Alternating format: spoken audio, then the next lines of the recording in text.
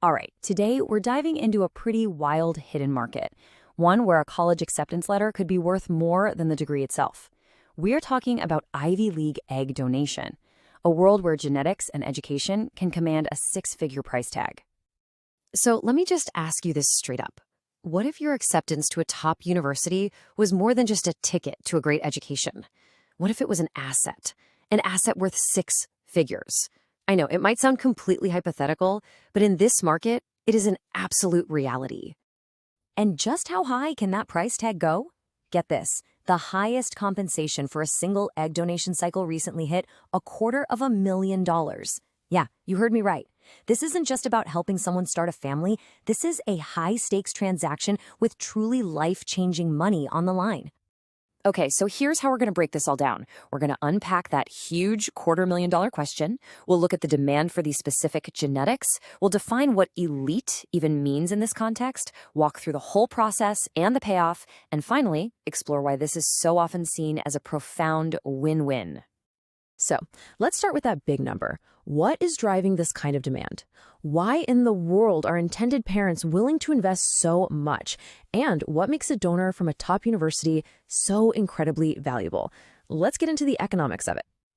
To really understand the money, you have to start with the people on the other side of the equation, the intended parents. What's their core motivation? Well, for these parents, an Ivy League education is way more than a line on a resume.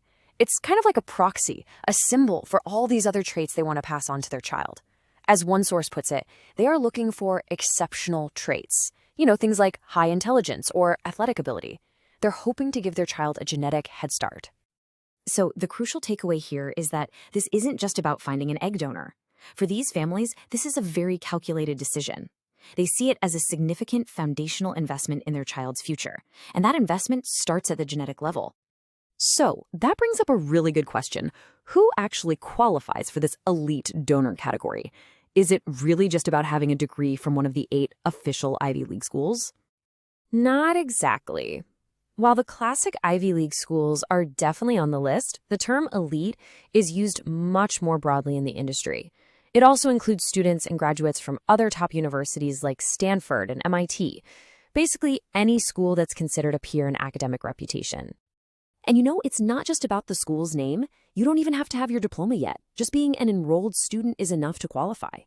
But, and this is a huge but, beyond the academics, every single candidate has to pass these incredibly rigorous medical, genetic, and psychological screenings to ensure they're in excellent health.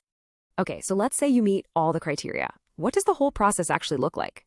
Let's walk through the entire journey, from the first application all the way to the final payout. The medical side of things is surprisingly straightforward. After all the extensive screenings and legal agreements are done, the donor goes through about 10 to 12 days of hormone injections. That's followed by a short, very safe outpatient procedure to retrieve the eggs. And of course, the whole thing is managed from start to finish by medical experts. And what about the compensation? For a first-time donor from one of these top schools, you can typically expect to earn around $30,000. But, and this is where it gets really interesting, for experienced donors with a proven track record of success, that number can just skyrocket to over $100,000 for a single cycle.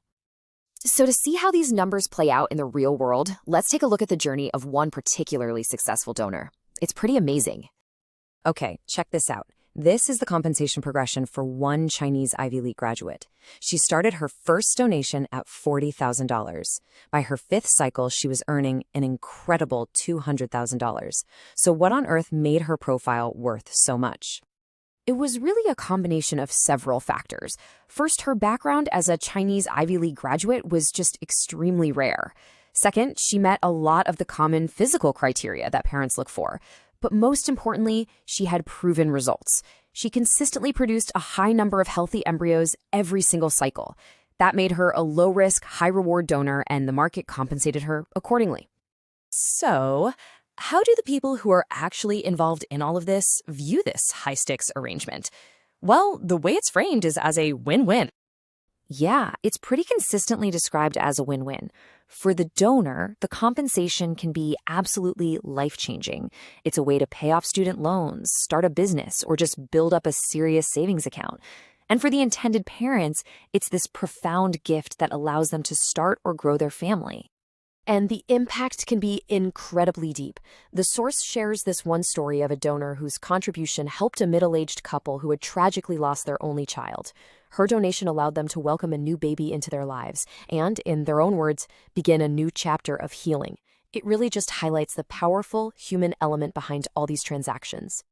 So, when you take a step back, we've seen how academic achievement and genetics have essentially become commodities with values that can reach up to $250,000. And this raises a really profound question. When intelligence and genetics become high-value assets like this, what does that mean for the future of how we build our families?